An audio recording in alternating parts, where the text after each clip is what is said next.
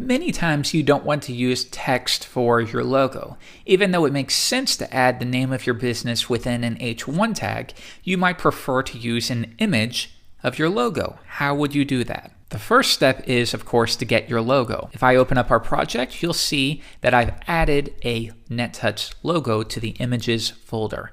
Let's learn how to reference it, and I'm going to show you two different ways. The first step is we could have an H1 tag, and we do NetTouch. And this is the most basic form. We're using text for our logo. Reload the page.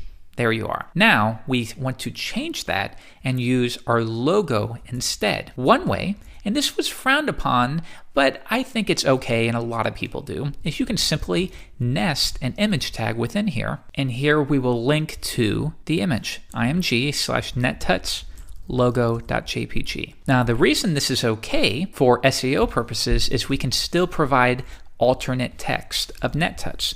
That way, if images are turned off, it'll still display NetTouch. Now if I reload the page, you see our image. This is fine, but a more common way is to use image replacement. And the way it works is you instead apply the image as a background of the H1 element. A lot of people think this is cleaner, especially for your markup as well. You don't have images. It's easier to understand this is my logo. So let's do this now.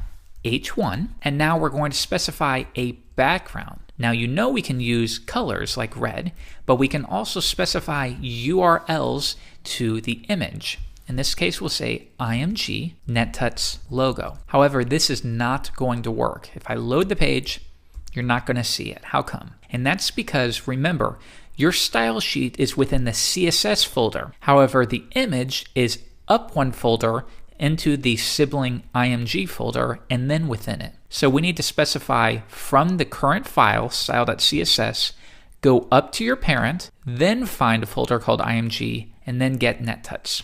So I'm going to do .. to go up a folder. Now if I reload the page, you're going to see, and this is very odd, isn't it?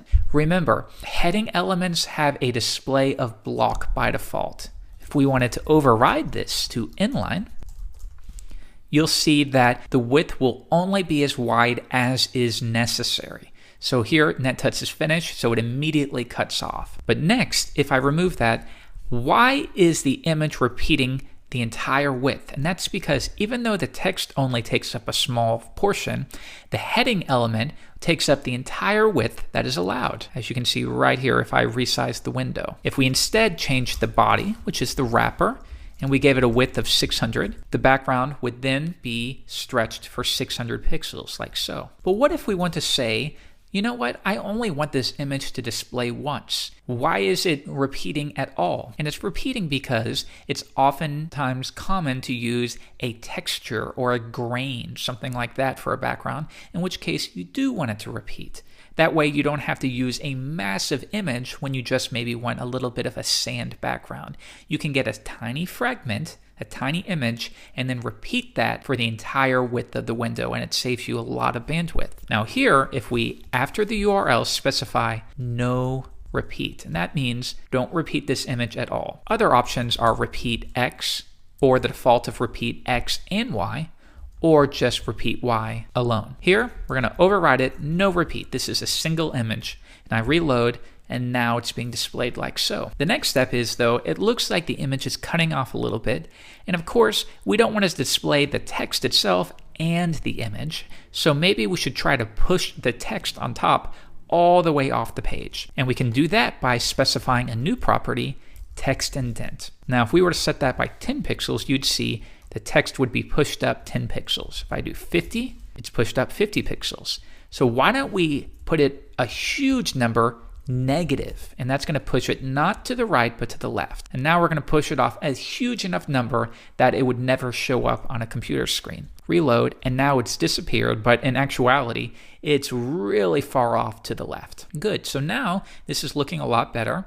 Our markup looks fine, nice and clean. But now I see right here, it seems as if the image is cutting off. And that's because the image itself is taller than the heading text. So we can explicitly state what the width is of this image specifically. And you can do that by maybe opening up Photoshop or going to the image and viewing Get Info. Why don't we do that? Open this up, get info, and we can see right here the dimensions are 142 by 43. So let's specify that now. Come back, width 142 pixels and a height of 43 pixels. And now the H1 will be set specifically to the dimensions of this image, and the text itself will be put off the page. Reload the page, and there we are, and we have perfect image replacement.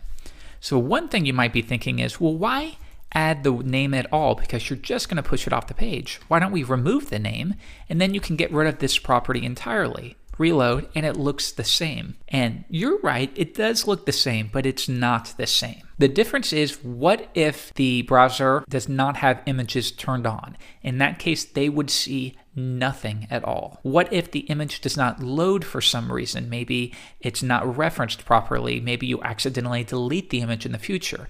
Again, nothing at all would display. Also, maybe what if CSS was disabled entirely? In that case, the image would not show up because we're adding it. So once again, nothing would be displayed. Surely you see where I'm getting. So always make sure you add it here and you use a text indent technique to push it off the page. That way you're good in most situations. Reload the page, and now you've done your first image replacement.